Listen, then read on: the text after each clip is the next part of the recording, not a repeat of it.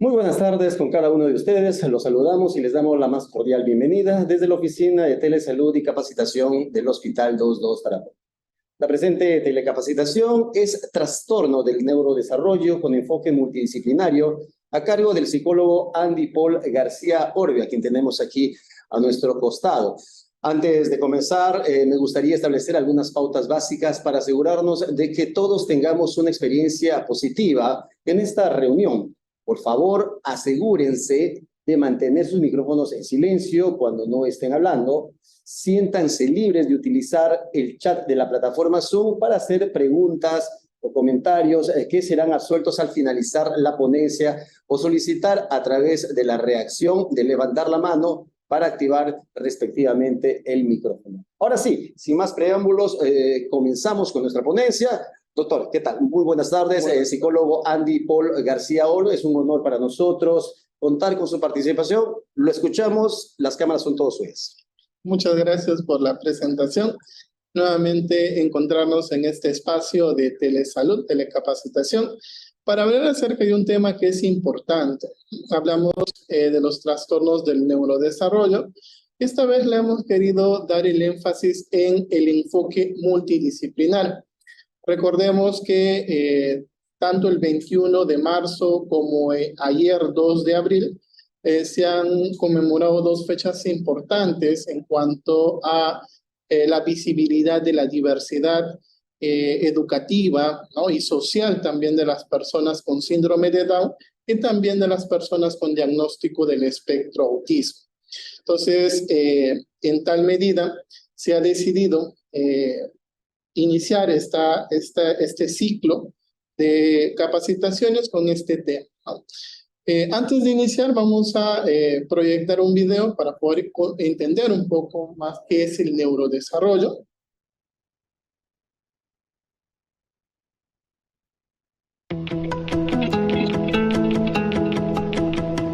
¿Qué debes saber si tu hijo tiene problemas de neurodesarrollo? ¿En qué deben fijarse? Hay tres áreas principales a vigilar en el proceso de neurodesarrollo infantil: el aprendizaje, las relaciones sociales, la conducta, comportamiento y autocontrol.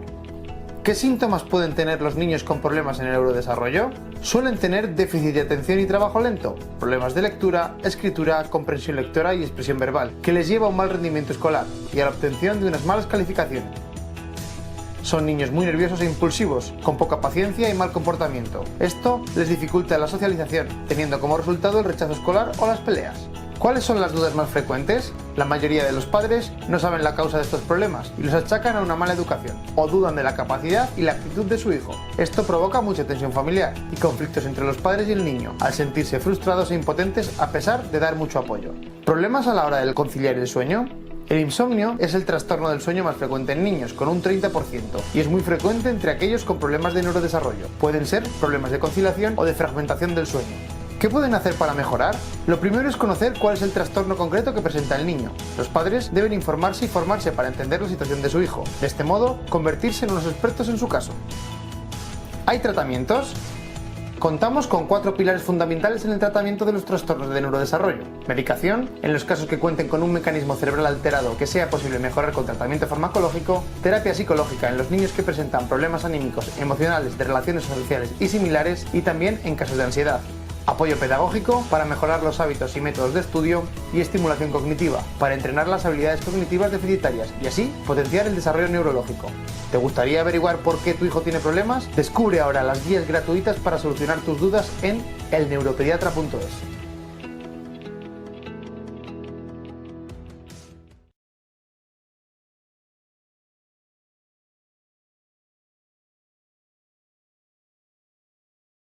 Muy bien. Para poder entender un poco acerca de los trastornos del neurodesarrollo, es importante primero conocer qué es el neurodesarrollo.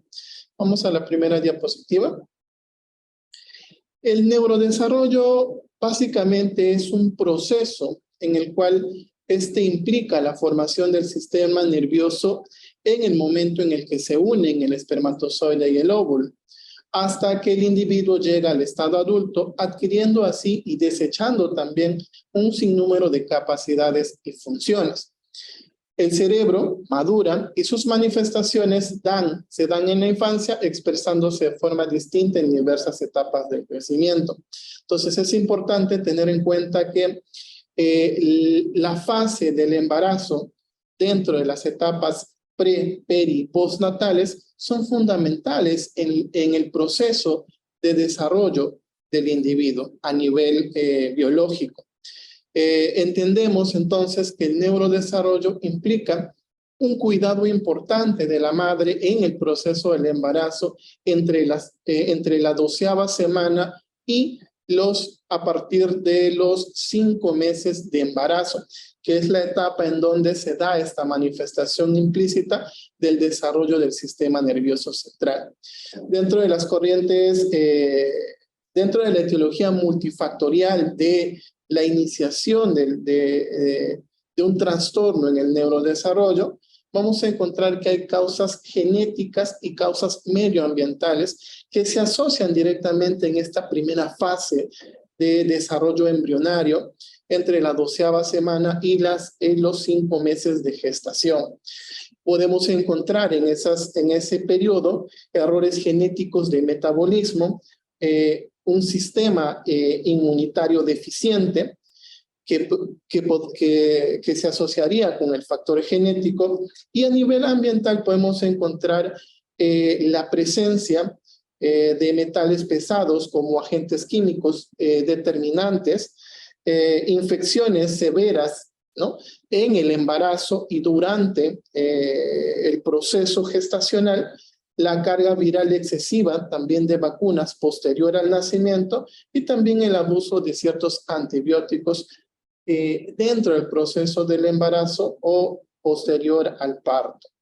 Estas pueden tener una asociación directa con ciertos agentes relacionales como las funciones inmunológicas deficientes, la función pancreática inadecuada, deficiencias en los ácidos grasos como el omega 3, los aportes insuficientes de antioxidantes, una malnutrición y una deficiencia de vitaminas y minerales, asimismo un síndrome de intestino permeable o un sobrecrecimiento de las bacterias dentro del tracto intestinal, y la detoxificación inadecuada, la intoxicación por metales pesados que hemos mencionado dentro de los agentes que se pueden encontrar en el medio ambiente. Entonces, una acción o efectos que pueden causar dentro del proceso del embarazo o posterior al parto en el niño pueden ocasionar trastornos del neurodesarrollo. Y aquí vamos a ver algunos hitos importantes, como les mencionaba. Entonces, un desarrollo adecuado de la parte del embarazo entre la 12ª semana inicia el proceso de migración neuronal, ¿no? Las neuronas deberían ir a las áreas correctas, pero en este proceso de migración neuronal hay ciertos errores de funcionamiento que pueden generar un desarrollo cerebral inadecuado y por ende presentar posterior al parto el niño un trastorno a nivel del neurodesarrollo. En el 5º mes de gestación se evidencia la maduración y el crecimiento neuronal, el crecimiento cerebral, la formación de los súrculos y las circunvolaciones, el contacto sináptico entre las neuronas inicia su proceso de conexión, la multiplicación de las células y el inicio de la mielinización en las neuronas, ¿no? La mielina es el componente que va a dar nutrientes a las neuronas para poder tener un funcionamiento adecuado y correcto. Cuando hay un déficit en la mielinización, también va a haber déficits importantes en el desarrollo y tanto en la maduración y el crecimiento neuronal. Bien. El correcto desarrollo madurativo o el desarrollo madurativo normal en un niño que no presenta trastornos del neurodesarrollo se va a generar de la siguiente manera. Van a haber ciertas determinantes importantes en este proceso, las cuales serían las estructuras cerebrales indemnes las experiencias ambientales con las cuales va a contar el niño dentro de su proceso de desarrollo y también los circuitos de retroalimentación y las oportunidades sociales. Entonces, desde un enfoque biológico-ambiental, vamos a entender que hay ciertos factores genéticos que van a incidir en el desarrollo de un trastorno del o la presencia de un trastorno del neurodesarrollo, así como también algunos aspectos relacionados a ciertos factores ambientales. Bien. Entonces, ¿qué sería el desarrollo infantil? Cuando hablamos del desarrollo infantil, hablamos básicamente de un proceso de interacción entre el organismo y el medio ambiente. Acción entre lo genético y lo ambiental, o lo biológico y lo ambiental. Dentro de este proceso de interacción, vamos a identificar que el organismo va a madurar y también se van a presentar acciones funcionales del sistema nervioso. Recordemos que el sistema nervioso conecta con todos los componentes organísmicos de nuestro cuerpo. El proceso dinámico involucra también la evolución biológica, psicológica y social, ¿no?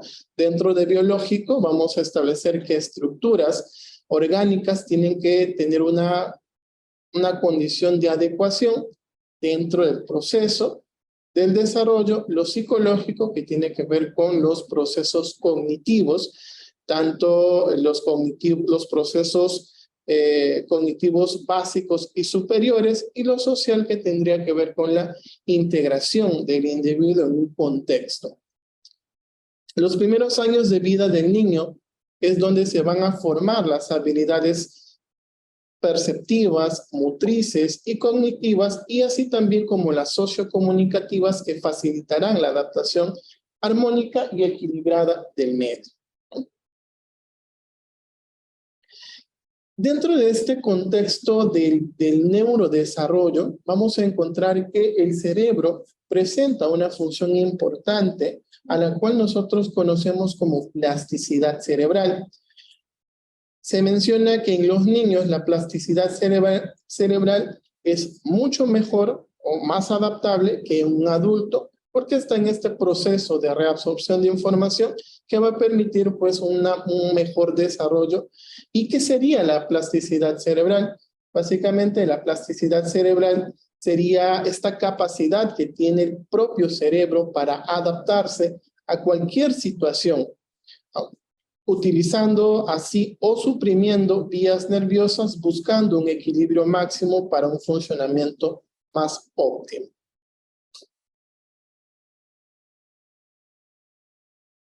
Vamos a ver aquí un poco cuál sería el desarrollo normal de un niño hasta las 18 semanas.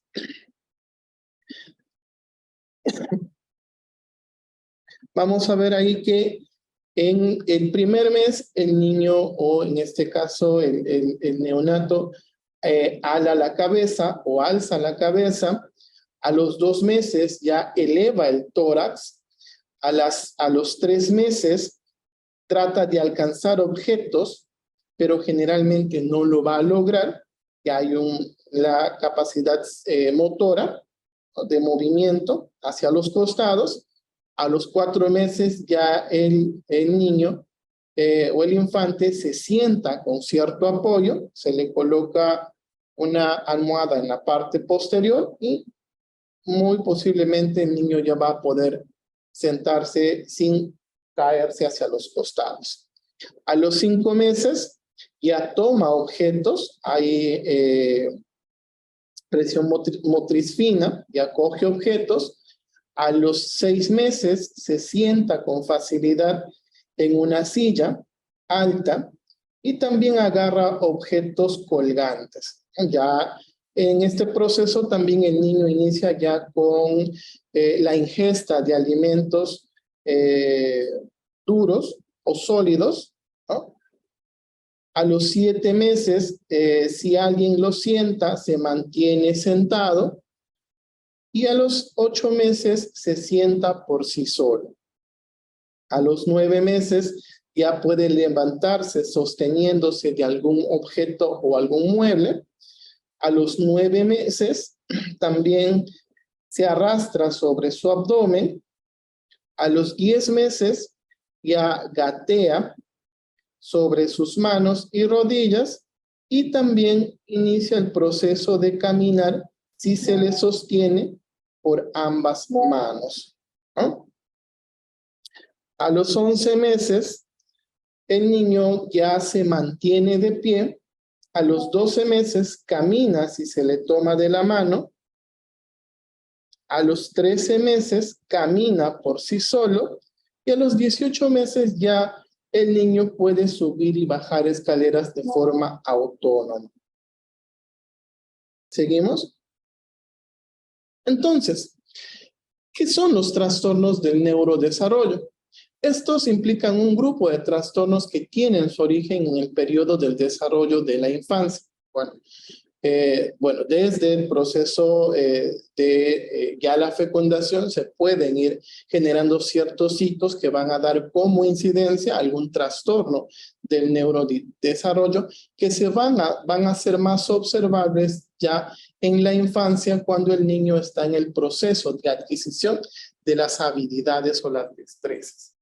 Se caracterizan por déficits en el desarrollo que producen limitaciones en áreas específicas o también limitaciones globales. Estos déficits producen dificultades, limitaciones en lo personal, social, académico y en lo funcional ocupacional, que pueden arrastrarse hasta el largo de su vida adulta.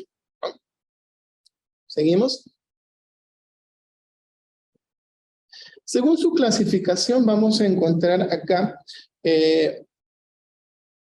dentro de la clasificación de los trastornos del neurodesarrollo, según el DSM-5, que es el manual de los desórdenes mentales de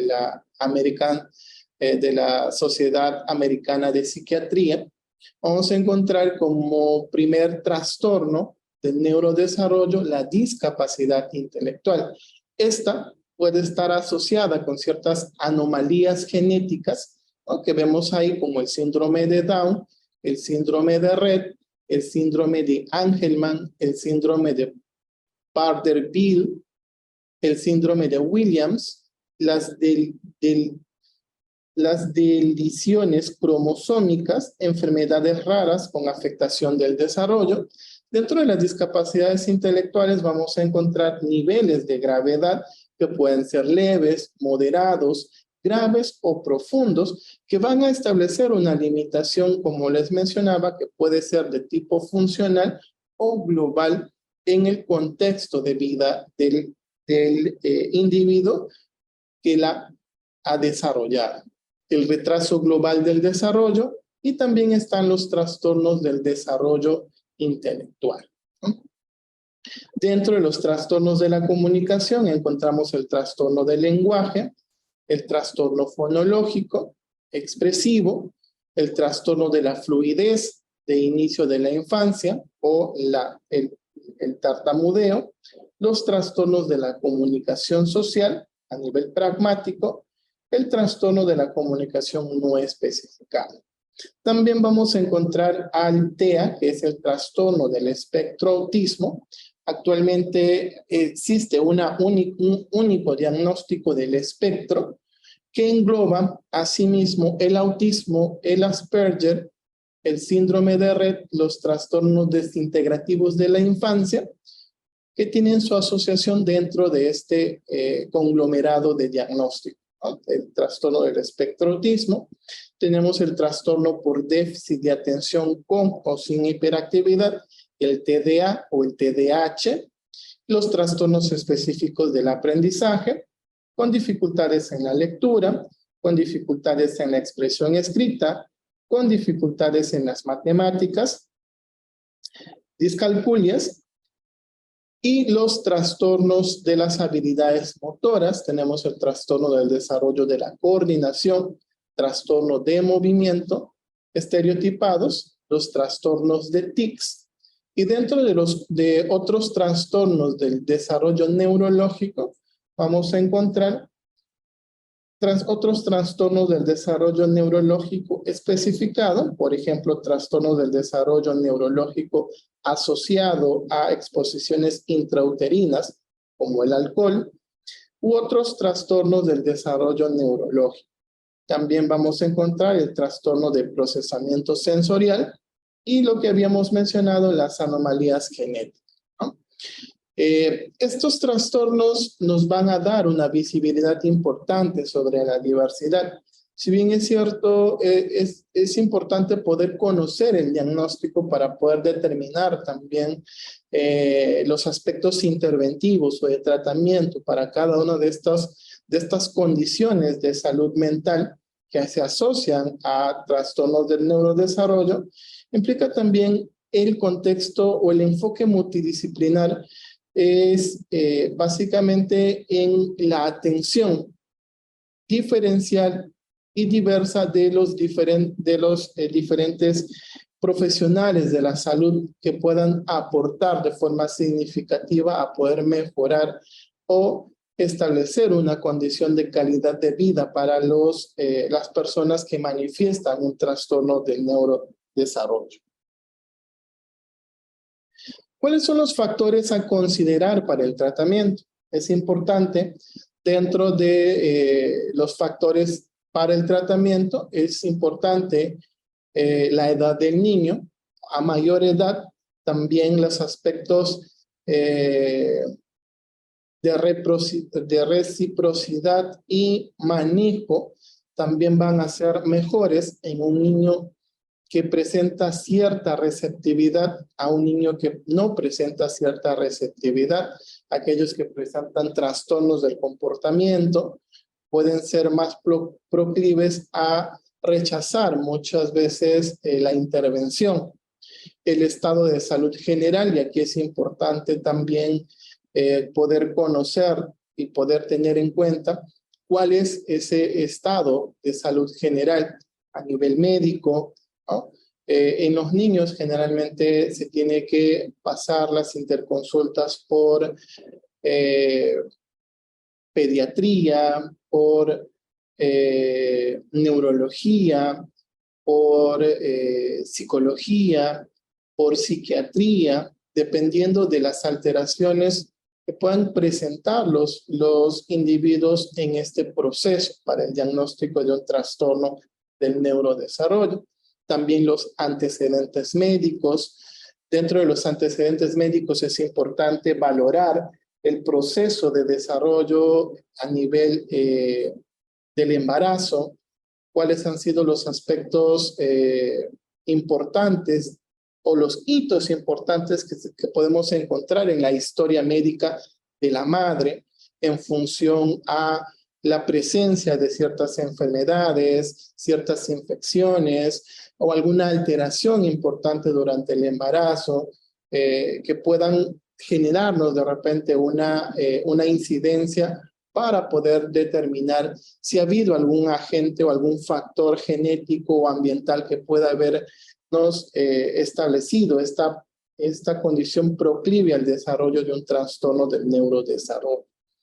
Los grados del trastorno, como les mencionaba, acá es importante poder determinar, por ejemplo, tenemos un diagnóstico de discapacidad intelectual o de deficiencia intelectual, poder establecer el nivel o grado de la discapacidad, si es leve, si es moderado, si es severo, si es profundo.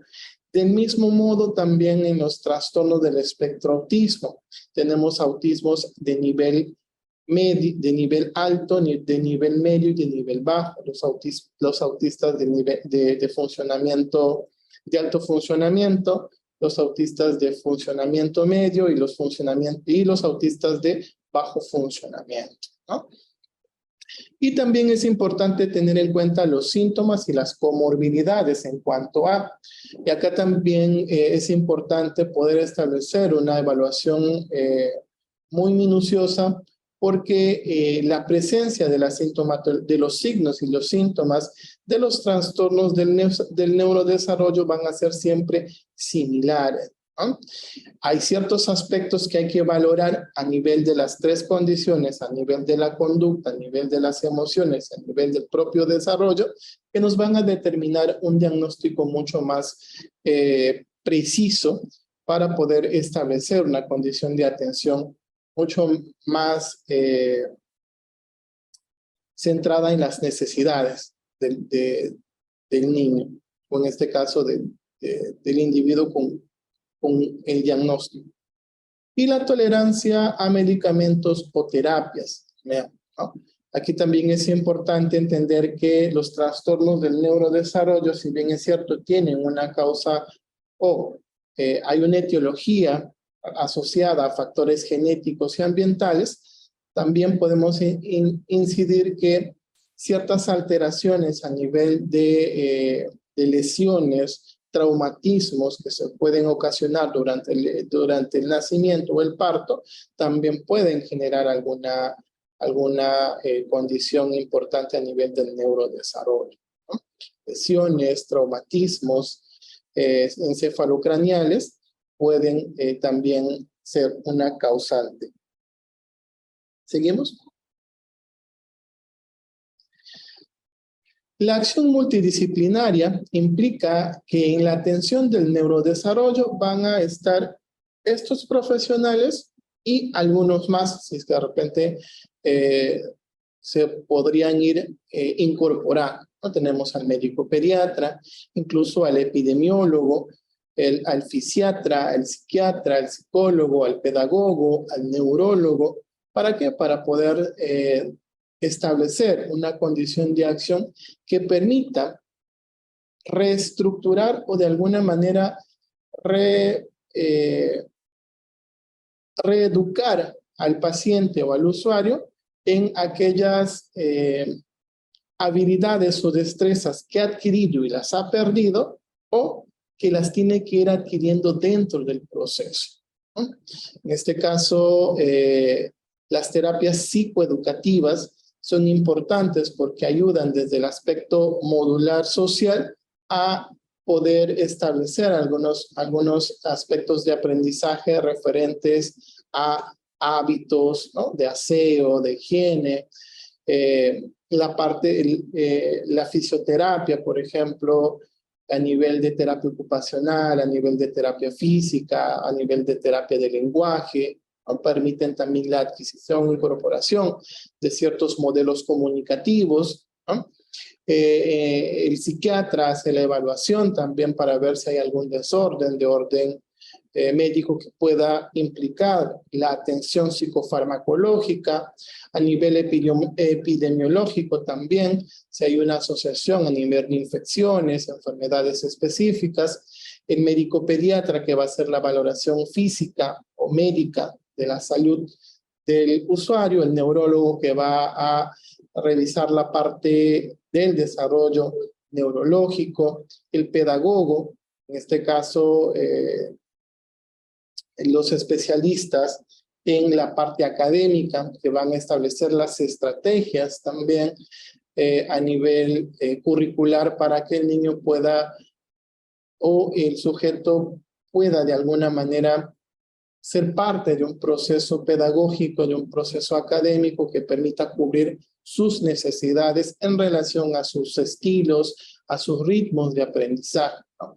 Recordemos que el diagnóstico de un trastorno del neurodesarrollo también va a generar un cambio a nivel esquemático en el contexto familiar, que también es importante la valoración del psicólogo en estos casos para poder dar soporte y apoyo no solamente a la aceptación del diagnóstico, sino también al hecho de poder dar soporte también al proceso mismo en cuanto al desarrollo del individuo y la familia. ¿Seguimos?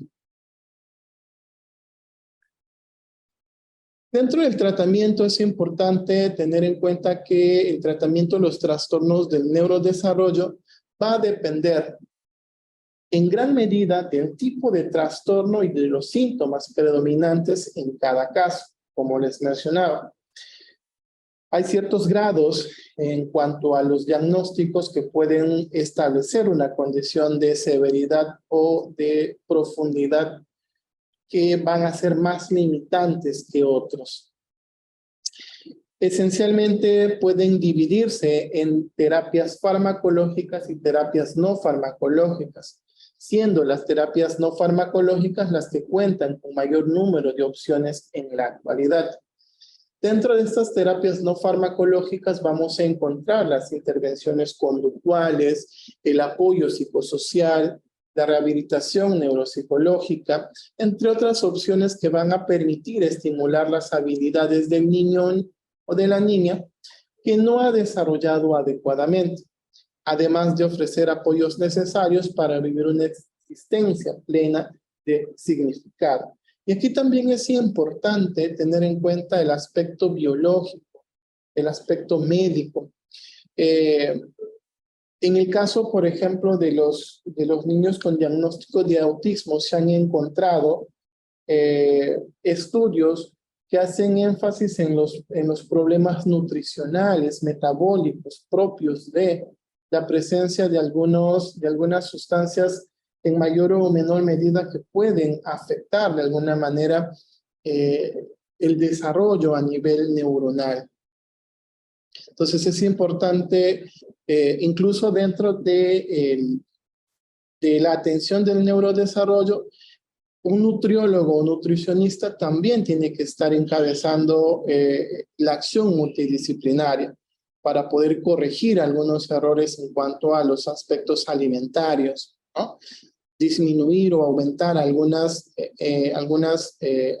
alimentos que puedan derivar algunos minerales o aminoácidos o enzimas que puedan ser perjudiciales para el niño dentro de su proceso.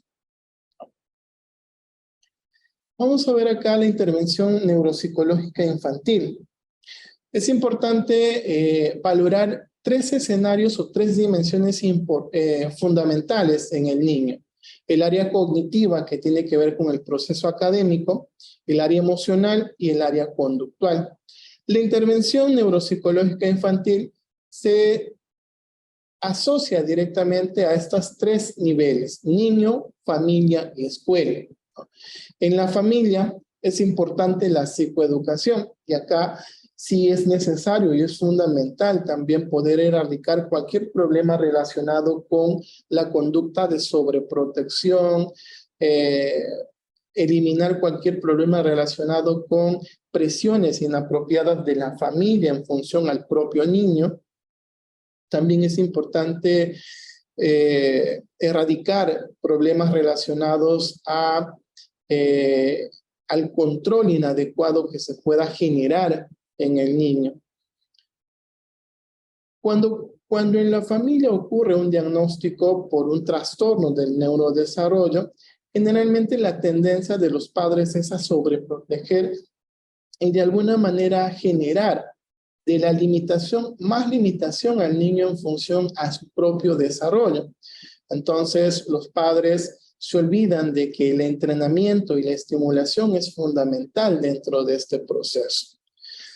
Como no lo puede hacer, entonces el papá, la mamá o los familiares terminan ejecutando cosas o actividades que son sencillas o simples por el niño y no le dejan experimentar a partir de la exploración y la búsqueda. Entonces, la psicoeducación implica este proceso primero de aceptar la condición de salud y luego también permitirle al niño dentro de su desarrollo poder explorar y generar condiciones de búsqueda. La terapia conductual implica también la estrategia de poder trabajar con los padres ciertos mecanismos que permitan el control y el mantenimiento de conductas saludables en el niño. De igual manera, en la escuela también el proceso de psicoeducación implica principalmente el hecho de concienciar, ¿no?, a la población educativa, tanto a los profesores, ¿no?, y en general a toda la institución educativa, sobre los trastornos del neurodesarrollo o los diagnósticos específicos. Vamos a encontrar que dentro de las regulaciones o de las normativas de educación está implícito que las instituciones educativas deben ser instituciones inclusivas, y esto implica el hecho de poder aceptar dentro de las aulas de las instituciones educativas regulares niños con diagnósticos de neurodesarrollo como discapacidad intelectual, trastornos del espectro autista, trastorno por déficit de atención, con cierto grado de adecuación, que quiere decir con cierto grado a nivel leve o moderado, que permitan su integración con otros niños dentro del espacio académico. Entonces, en la escuela también es importante poder concientizar sobre el manejo. Primero, el hecho de conocer, identificar y poder dar visibilidad a la diversidad y a la inclusión como proceso. Y también las intervenciones en las áreas concretas. En la escuela, por ejemplo, es importante y es necesario que los docentes o los profesores se capaciten en el manejo de herramientas o técnicas para poder mejorar ciertas áreas específicas o concretas del niño con trastornos del neurodesarrollo. Esto implica también el poder ejecutar una evaluación pedagógica o psicopedagógica para poder identificar el nivel de ubicación real del estudiante o del niño, para poder determinar cuáles van a ser las acciones a partir de las áreas curriculares que se van a trabajar en el nivel y grado correspondiente, pero en función de la selección de ciertos desempeños o competencias que van a ser priorizadas para el trabajo con estos niños o con el alumnado con trastornos del neurodesarrollo. Las implicancias parten primero por el proceso de adaptar la currícula, diversificar la currícula en función a los contenidos, en función a las competencias que se van a tener que ir desarrollando, y establecer pues condiciones a nivel de materiales para darle funcionalidad a todo ese proceso. ¿Cuáles son las actividades que facilitan el desarrollo neurológico infantil? Y aquí es importante que los padres puedan también de alguna manera ejecutar ciertas actividades importantes con los niños, así tengan un diagnóstico de un trastorno del neurodesarrollo o no los tengan. Por ejemplo, es importante trabajar la parte sensoriomotriz, la parte perceptual, el armar piezas de juegos, el disfrutar de juegos al aire libre, el estimular los sonidos a partir de, estimular los sentidos a partir del sensorio, de los 5 sentidos. Por ejemplo, dice, ¿no? A mi niño no le gusta comer esto. ¿Cómo le va a gustar si de repente no hemos entrenado ese proceso? Y de repente en el proceso anterior hemos ido facilitando o siendo muy permisivos con ciertas conductas o ciertos comportamientos o actividades que en el contexto actual el niño ha aprendido, ¿no? A rechazar. Hablar o leer muchas historietas. Eso es importante en el contexto de los niños pequeños, hablar o leerles, ¿no?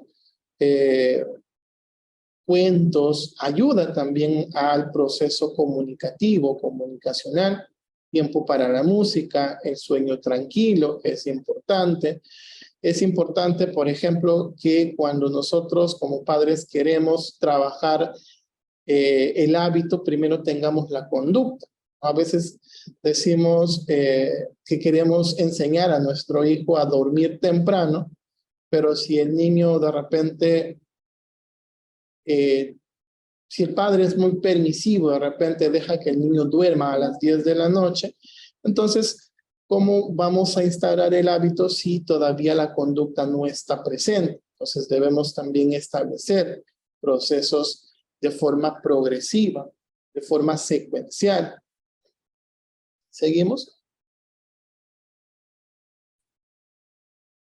¿Cuáles son las estrategias y recomendaciones? Vamos a ver algunas pautas, primero para mejorar la atención y luego para mejorar también la concentración. En el caso de los niños es importante organizar el entorno para eliminar el ruido y las distracciones. Por ejemplo, siempre que se va a iniciar una actividad es importante apagar el televisor, trabajar en una habitación que sea lo más silenciosa posible y reducida de las interrupciones. Incluso hay ciertos métodos que refuerzan el proceso de desarrollo. Por ejemplo, el método Montessori es un método que establece que a partir de ciertos materiales propios de casa se pueden ir desarrollando las habilidades motrices. También el hecho de que el niño tenga dentro de casa sus espacios o sus rincones, por ejemplo, el rincón de los juegos, el rincón de la lectura, ayuda también a que pueda tener una mejor organización del entorno. Aumentar progresivamente la dificultad y el tiempo durante el cual el niño debe estar atento y concentrado, teniendo en cuenta sus limitaciones. Acá también es importante reducir el tiempo de uso de las pantallas, de las tabletas, de los celulares. Se ha hecho común que el padre, por la falta de tiempo, de repente para evitar ciertas interrupciones por condiciones de trabajo, le entregan al niño el celular y el niño pues está la mayor parte del tiempo en el celular. Si se lo quita, genera rabieta, hace su berrinche, ¿no? Y los padres, para evitar eso, otra vez le entregan el celular, ¿no?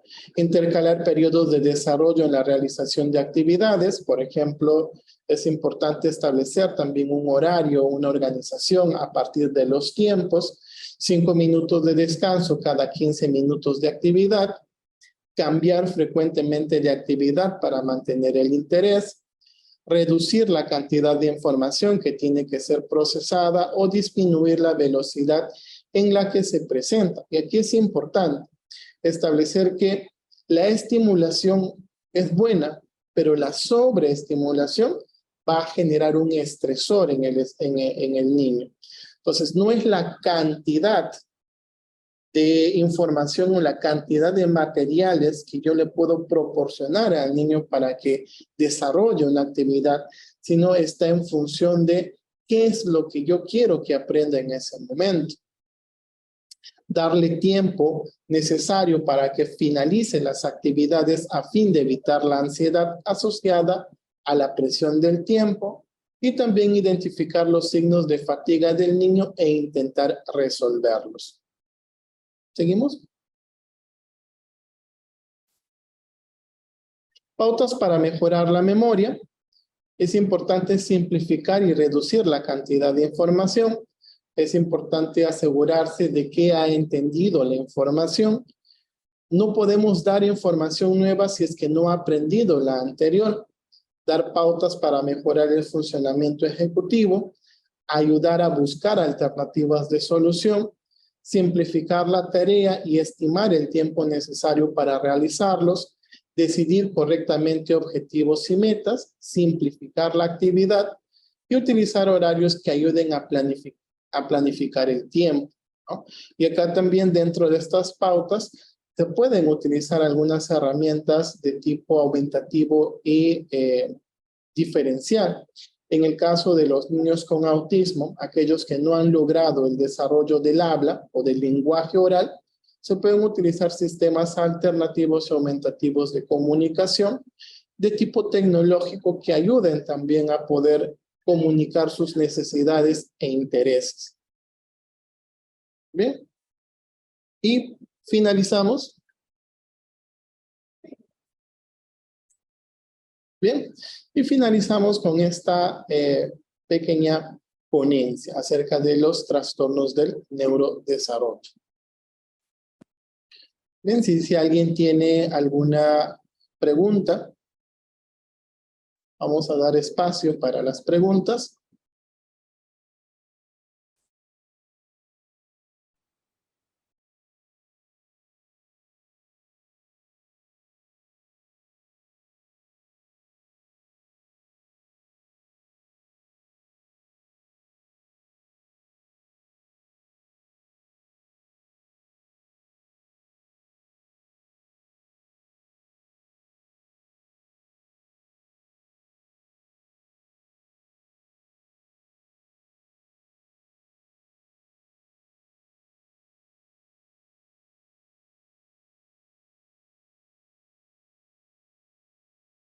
Bueno, entonces, si no hubiera preguntas o comentarios, en conclusión, es importante tener en cuenta que la atención multidisciplinar en el caso de los trastornos del desarrollo va a permitir que se puedan fortalecer todas las acciones necesarias en cuanto a el desarrollo del niño con un diagnóstico de trastorno de un trastorno del neurodesarrollo.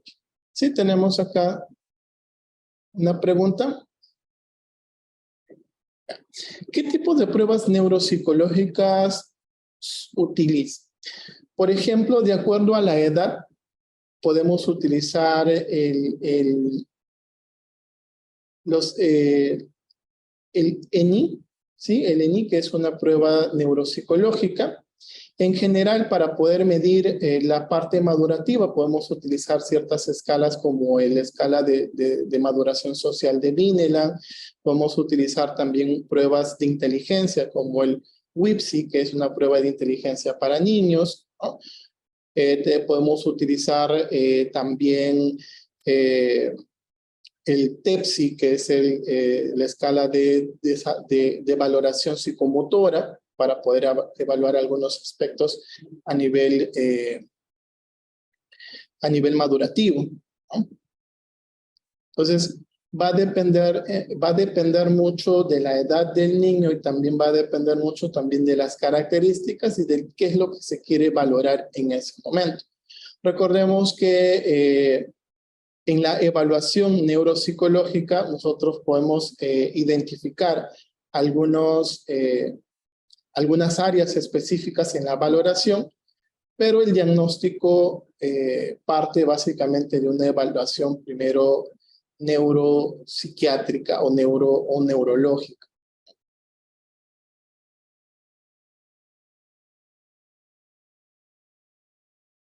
Los trastornos del déficit de atención tienen que ver con el neurodesarrollo. Sí están dentro de la clasificación de los trastornos del neurodesarrollo. Estos básicamente por asociación a ciertos factores genéticos y ambientales.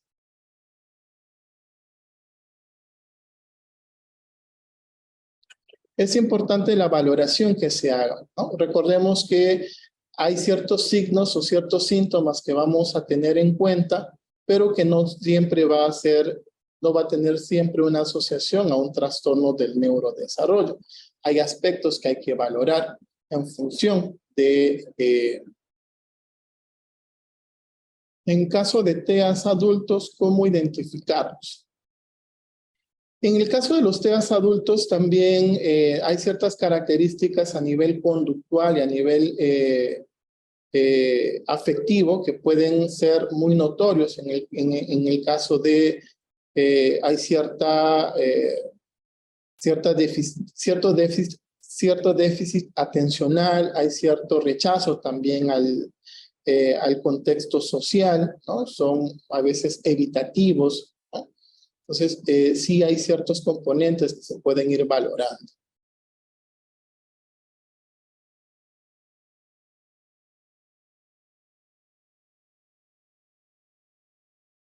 ¿Sí? Muy bien. Entonces, agradecerles por la participación y nos estamos viendo en otra oportunidad. Muy buenas tardes.